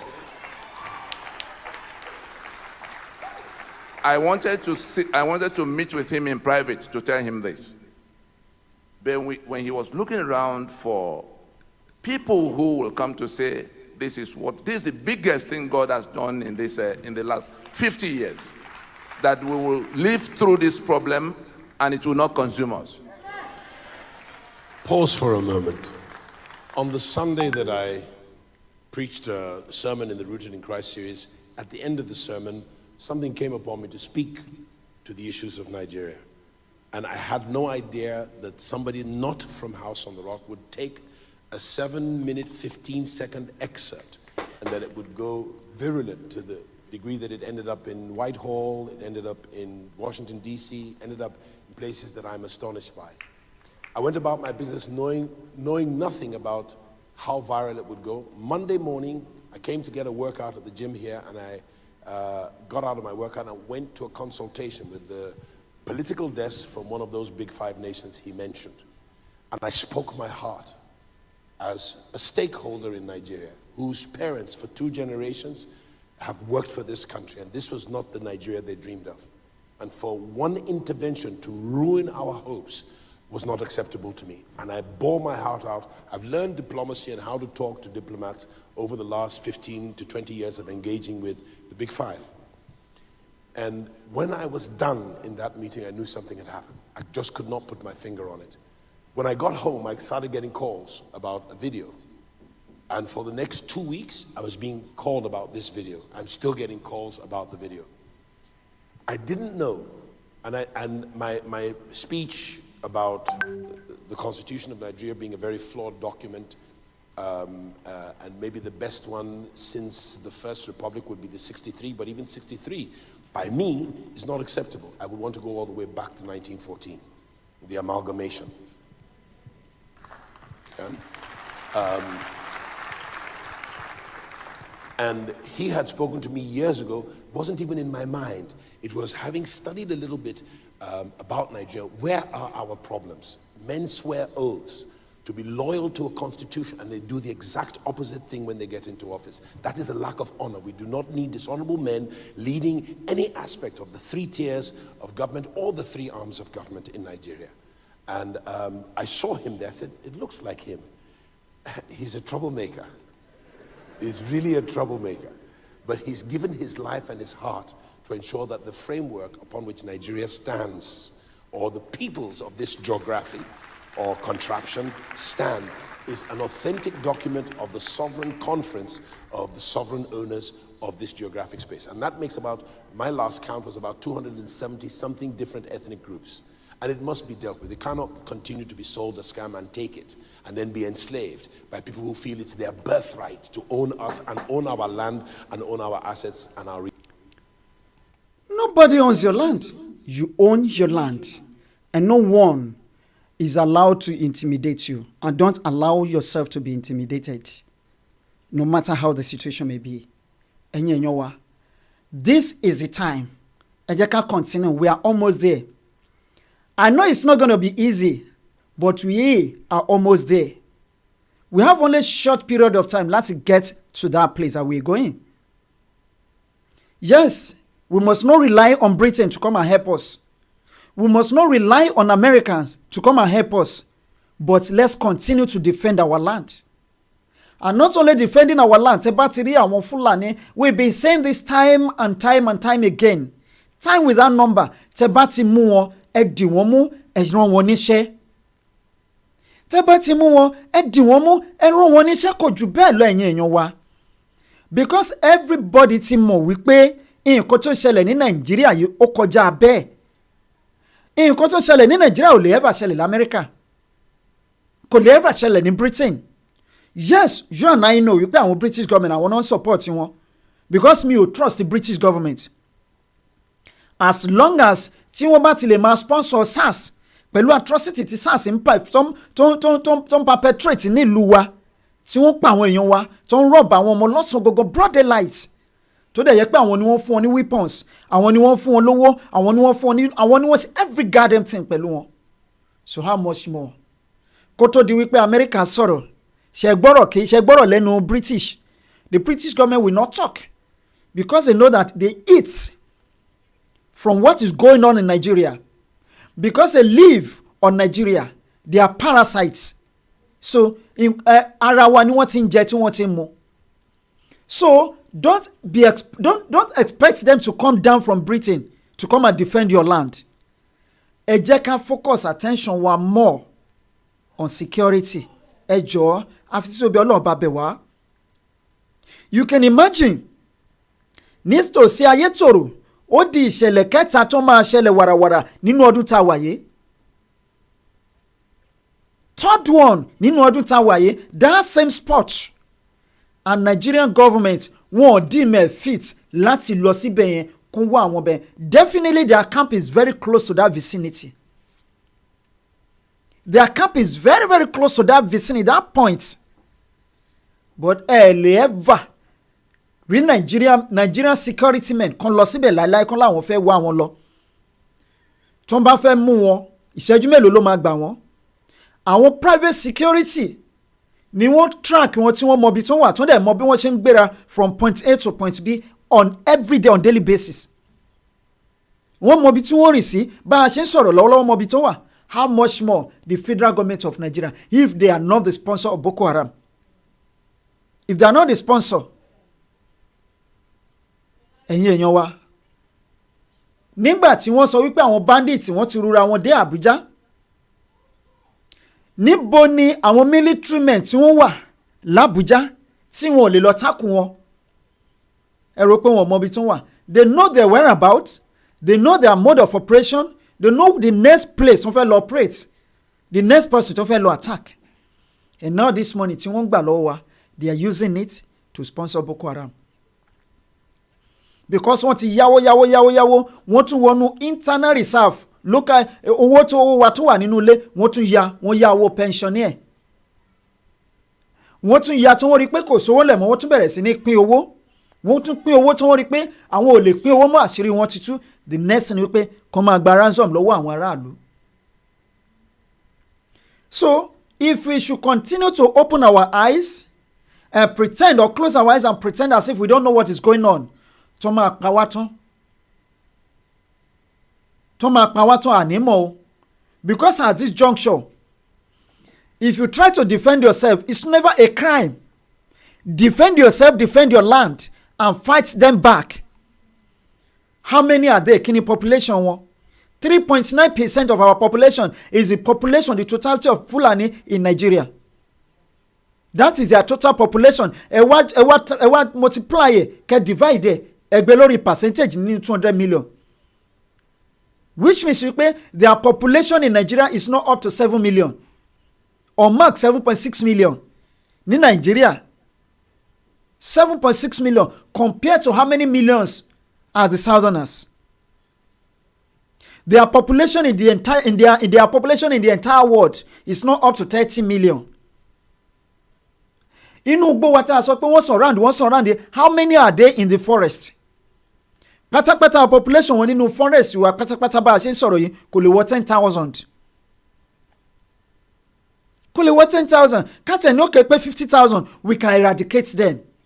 Tá bá yọ fear tá bá yọ kúrò láàrin wa ṣebí Yorùbá lágbára. Ṣebí Yorùbá lágbára. Let us rise up now and defend our land. Defend yourself. Your governor is not ready to defend you. Ẹ̀rí nǹkan tó ṣẹlẹ̀ lẹ́kìtì tí Fáyẹmí tó lọ sponsor àwọn tout kó máa support Nàìjíríà àwọn tó yẹ pé ẹyọ kọ̀ọ̀kan náà máa yọ dànù bí ọwọ́ ẹ jọ̀ọ́ lásìkò tá a wà yí ẹ̀yin èèyàn wa ẹ má jà bójú ẹ̀yìn. Mo mọ̀ wípé àwọn ọmọ Yorùbá ti kúrò o, wọ́n ti ṣetán láti jà fúnlẹ̀ wọn, and they are ready to fight tí ẹ̀jẹ̀ kan tó kù lára wọn tó máa fi drop. But let us do more. Mo tún fẹ́ fi àsìkò yìí bẹ̀ ọmọ Yorùbá lókè òkun, because 90% of this ìjà owó wa ló wà. Because there are some things we do abroad that the people back home cannot do. Àwa la máa blow trumpet yìí jù wọ́n lọ. Yes, I give kudos to the people that are fighting tooth and nail back home. The presenters, the security men, the awareness group and all that. But èyí tí wọ́n lè ṣe ni wọ́n ń ṣe. Lóòótọ́ àwọn kan wà tó yẹ pé yes, they want this Yoruba nation, but they don't want to fight. They are not ready to risk their lives to free their people, to free their land. But àwọn tí wọ́n ń jà yìí ń kọ́. Some people spend their money, they spend their time, they spend their body, they risk their lives to fight for the freedom of that nation back home. They need our support. You know the right person to contact, and you know what to do. Everything is not about money, but there are some things you can do. Amanso, you can contribute your own power. You can contribute your connection. There are some Yorubas that have connection near America. Pẹ̀lú top officials in America. They have connection with their government in Britain. They have connection with their government in Russia, in Israel, in all these world power countries. Use that connection that you have to free your people. Your people are dying. They are killing your people. We are not saying you should come out openly and defend your nation because of your name, because of your position in the society, because of one thing or the other. But you can use what you have to get what you want. If not what you want, but what you need. What do you have today? You have that connection. You have the money. You have the position. And you have the power. What do you need if you don't want Yoruba nation, but you need it? And what you need is your land. Yoruba nation, Biafra nation. The middle belt. Free your people so that the killing can stop. So that the raping can stop. So that the maiming can stop. So that the destroying that is going on in the country can stop. If you have all those attributes, those qualities, and you cannot use it to free your people, then shame on you. If I have the power, I have the quality, I have the connection, and I refuse to free my nation, to free my people from this bondage, then shame unto me. Shame on me. Because you don't want people to You don't want people to call your name, to mention your name. You don't want to be known. You don't want people to say I don't want them to call me with all this raft, this tout. But remember, these touts are the ones fighting for your future. The white men, one lady said, we don't want black men in our country. Look at what happened in Argentina. Nígbà tí wọ́n stop slavery, look at how many millions, how many thousands of the blacks tí wọ́n pa l'Argentina. Kò sí citizen Argentina tó jẹ́ black mọ́. Because wọ́n intentionally eradicate wọn ni. They can wake up tomorrow and say we don't want black in our country, no matter how buoyant you are. No matter your power, your connection, your contact, whatever. If they say they don't want you anymore in their country, where will you go? Is it Ghana, Republic of Benin, Togo, Mali, or where? Or South Africa. Look at what they are doing to our people in South Africa. Our fellow African brothers that we fought very hard to free from bondage, from slavery. Look at what they are doing to our people. So why don't you use what you have today to free your people? People are crying. Innocent bloods. One shed innocent blood every day. Some people can today, bá ṣe ń sọ̀rọ̀ lálẹ́ yìí, even kí Putin kó ti sùn kó pé Putin á dẹ̀ dìde á gbé call. Why don't you use that to liaise with them to come and free your people? Your people are powerless. Back home, they are shouting for freedom. They are crying for freedom. They are dying on every day, every minute, calling God to come and help them, calling their people abroad to come and help them. And you are one of those people that God has assigned to free your people. Ọlọ́run will bless ẹ lásán. There is no accidental event, and there is no event that is void of reason. There is a reason to Ọlọ́run ṣe bless ẹ. God did not bless you to keep your wealth to yourself alone. God did not give you that connection, that power to keep it to yourself alone, to use it for yourself alone, but to use it to free your people, to free the people that are rotting in jail, to free the people in bondage. Jesus Christ said, "Thief cometh but to kill, to steal, and to destroy. But I have come to give you life and to give it to you abundantly." These people have come to kill your people, to destroy their land, to rape their women, to slaughter their men, and to take over their land, to destroy their farm produce. But God has ordained you to free your people. If you fail to do so, I am very sure that wọ́n ní ẹnikẹ́ni tí Ọlọ́run bá ti free, ó ti wà free indeed. Remember, Moses was raised up in the palace, whining and dining with the king. But he got to a stage. He realized that his people were in bondage. He did not hesitate to free his people. He fought for his people.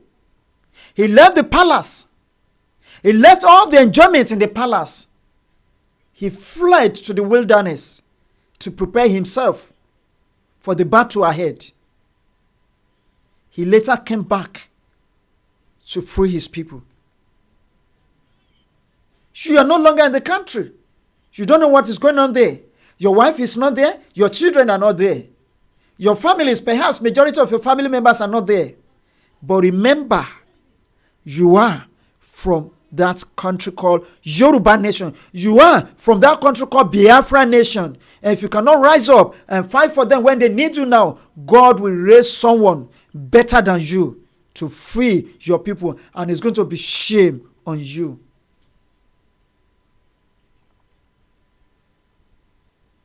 The talent that God has given you to free your people, if you cannot use it, you are trying to bury it.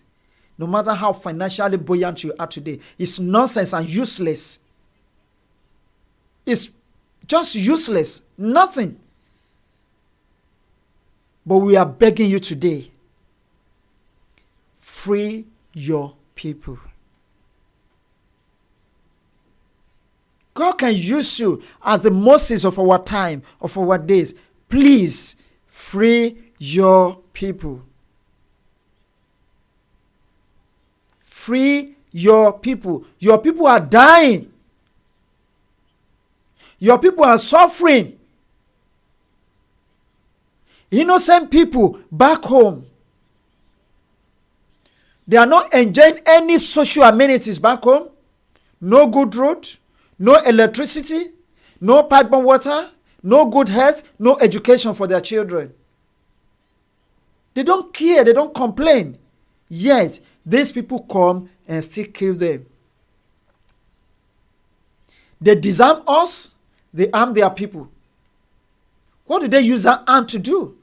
They use the arm to kill your people. They use the arm to kill your people, and you have the power to rescue your people. Please, in the name of whatever you are serving, either Allah, either God, either anything, please, I am begging you now on behalf of your people, wherever you are across the world, rise up, free your people. Don't bury your talents. Don't bury the privilege given to you by God. Don't abuse it. Don't close your eyes and pretend as if you don't know what is going on back home. Don't call what is going on at home propaganda. To establish the facts, go back home and find out the truth, if what we are saying is true or not. The Hausa people are talking. The Middle Belt are talking. The Yoruba people are crying. The Igbo people are crying. The Edo people are weeping. Innocent blood flowing everywhere across the country. If we are lying, what about the governor of Benue State? Is he telling lies? If Obasanjo is saying that we need restructuring, we need one nation. If Tinubu is shouting for one nation, if Fayemi is bribing, staging the crowd to come and preach for one Nigeria, why don't you go back home or call your people back on what is going on? Let them tell you what is going on. And if you want to call your people back home, don't call the rich ones among them, the wealthy one among them, but call the poor ones among them. They will tell you the rate of inflation in the country. They will tell you the state of security in the country. They will tell you the state of the health sector in the country, the educational level in that country, the state of education in the country. They will tell you everything. Your people are dying. Please, rise up. Save the innocent souls. And as you are trying to change your mind today to set your people free, no matter what you are going through in this life, any kind of difficulty that you are going through, God will definitely set you free too. Wọ́n ní ẹni tó fi tẹ́lẹ̀ tó ń gbọ́ tẹni ẹlẹ́ni, Ọlọ́run ọba ní bá wọn gbọ́ tiwọn. Free your people before it's too late. Anireju báyìí lọ lẹ́ni. Thank you so much everyone tó ti share program yìí. Thank you so much gbogbo ẹ̀yin èèyàn tẹ́ ẹ ti comment lórí program yìí lẹ́ni. Thank you so much for giving us the privilege and the opportunity to hear our voice. Thank you for giving us the opportunity to be here today preaching the gospel of freedom. We are not preaching peace here. Because if peace means killing my people, be together in that country, losing my land, then I would rather not go for the peace. I would rather not go for the peace. But one thing I desire, and one thing I ask from God on a daily basis is this: let my people go. Let there be Yoruba nation or Oduduwa nation, whatever. And that is when Timole Piramini fulfilled person. Let's meet again tomorrow by the special grace of God. Same station, same time, same person. But before then, my fellow Oduduwans, let's listen to the Yoruba national anthem.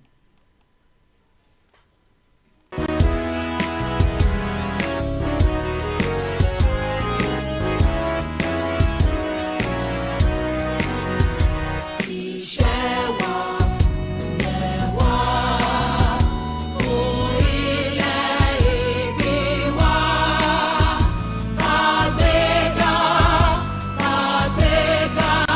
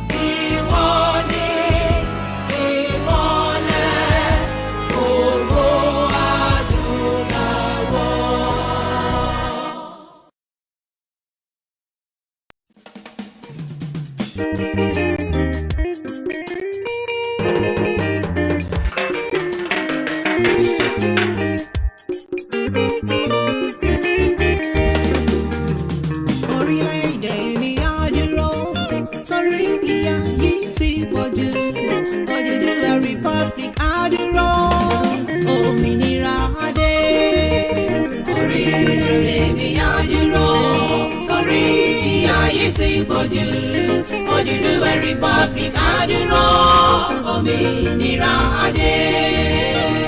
Òmìnira dé o, ìyà yìí ti pọ̀jù fún wa.